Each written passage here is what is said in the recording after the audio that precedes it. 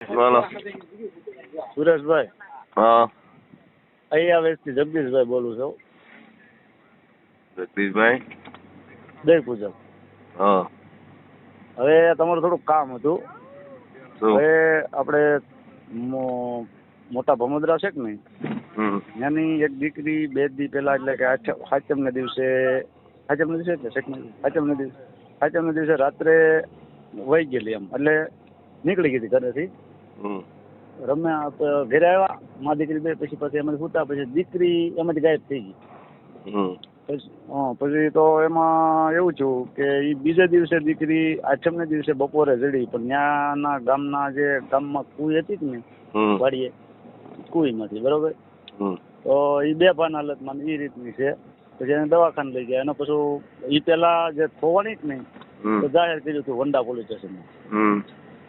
વંડા police સ્ટેશનમાં જાહેર કર્યું હતું, એટલે પોલીસ વાળાએ કીધું કે તમને શંકાસ્પદ, પછી આ દીકરીની પાસે દવાખાને લઈને ગયા એટલે કીધું કે શંકાસ્પદ હોય એનું નામ દો તો આ વસ્તુ આપણે કોઈ કાર્યવાહી. પછી હવે દીકરી એમ કે મને 3 જણા મોગો દબીને લઈ ગયા હતા, બરોબર. એટલે બેભાન હાલતમાં આમ બધી કેપમાં હોય એવું લાગે, એમ ઓલામાં કેનમાં હોય એવું, બરોબર. પછી તો કે હવે આપણે આજ તો રવિવાર છે, આપણે દવાખાને ક્યાંક રિપોર્ટ કરાવવા જવું હોય તો હવે આમાં દીકરી ના પડે હું ઓળખતી કોઈ નથી, પછી આવડા ઘરના બધા ના પડે કે અમે કોઈને ઓળખતા નથી, કોઈનું નામ કોનું દેવું, તો આમાં શું કરાય?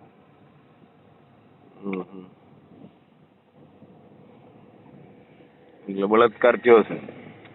હવે બળાત્કાર એ તો હજી રિપોર્ટ કરી પછી ખબર પડે ને ભાઈ.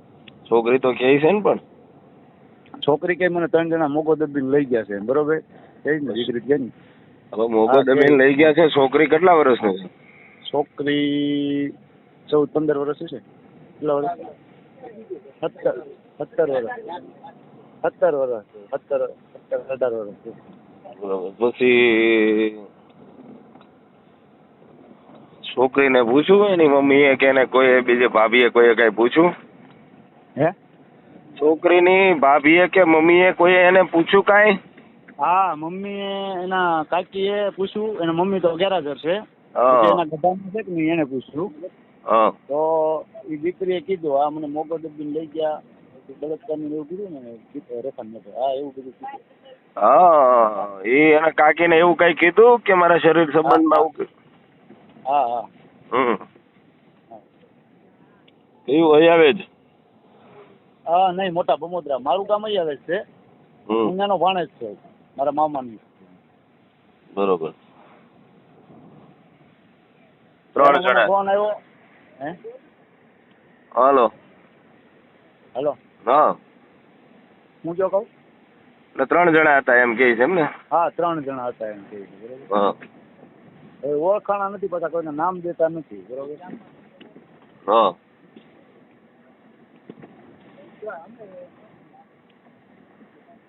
હાલો. હા, બોલો. હા, તો તમે પોલીસ સ્ટેશન ગયા હતા, શું કીધું?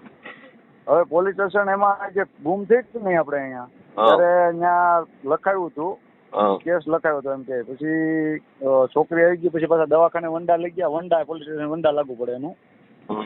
તો એને કીધું કે ભાઈ તમને કોઈને શંકા હોય તો નામ દો, તો અમે તમને કાંઈ એમ સાબુતી મળે તો એનું નામ કહો અમને, તો અમે પકડીને અમે એ પ્રમાણે કરીએ. બરોબર. હવે જો એક દીકરીનું કામ હતું એટલે મેં તમારું સાંભળી લીધું. હા.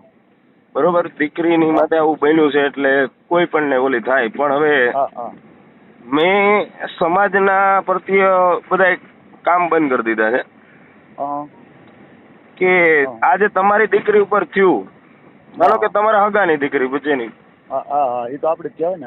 પણ કોઈ પણ ની દીકરી ઉપર આવું થાય ત્યારે સમાજ ખોવાઈ જાય છે. ધર્મની માથે કોઈ પ્રહારો થાય ત્યારે સમાજ ખોવાઈ જાય છે. ત્યારે બધાને વેચાતા બસો ભરીને લઈ જવાના સમાજનું આંદોલન કરવા માટે, બરોબર.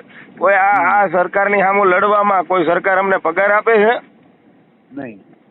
તો સમાજનો હક અધિકાર માળવા માટે જો લડતા હોય તો ક્યારેક એની પાછળ આવીને ઊભું રહેવું, પાછળ જોડાવવું પડે, બરોબર. ધર્મની માથે વાત આવે ત્યારે પણ કોઈ નીકળતા નથી, ખાલી મોબાઈલ થી જોવે ઓલાય શું કર્યું. ના, એ તો બરોબર.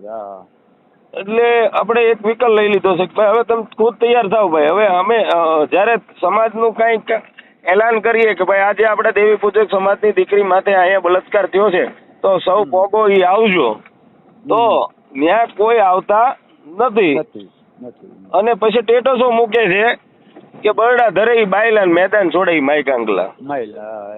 બરોબર, તો પેલા તમે બરડા ધરવાના હોય ત્યાં ધરતા નથી, અને મેદાન છોડવાની વાત કરો. મેદાન છોડવાનું કોને હોય? જેને આપણી દીકરીની માથે સાળો કર્યો હોય એને છોડવાનું એને હોય.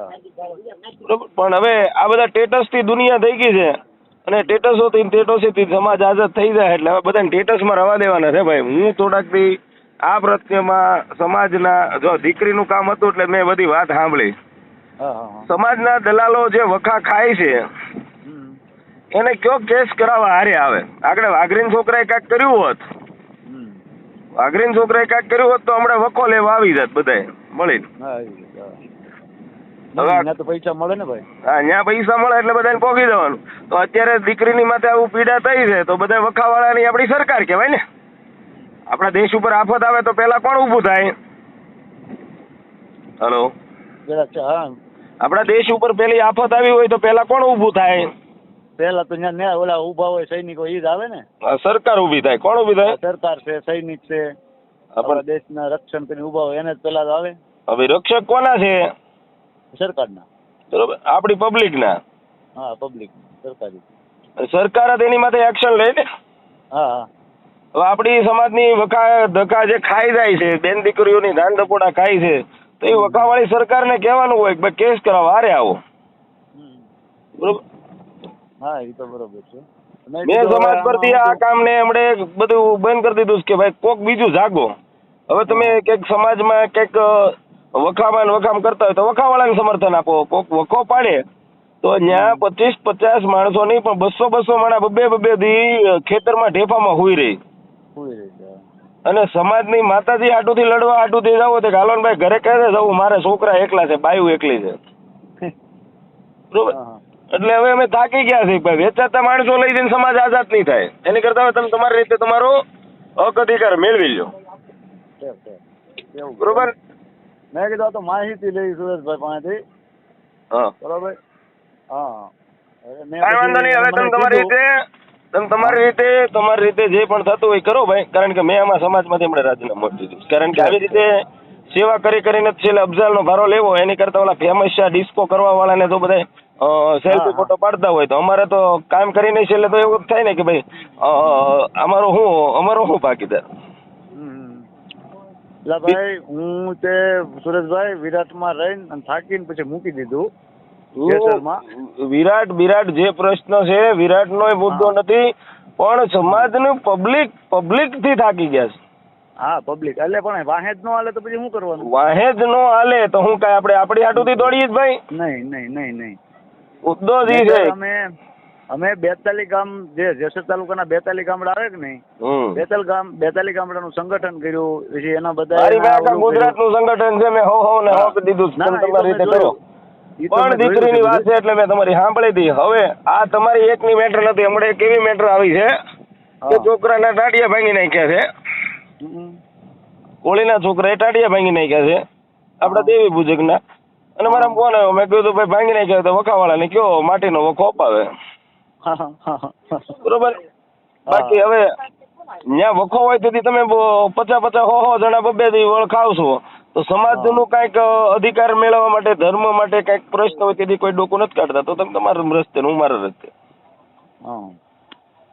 સારું ભાઈ. હો એ હા.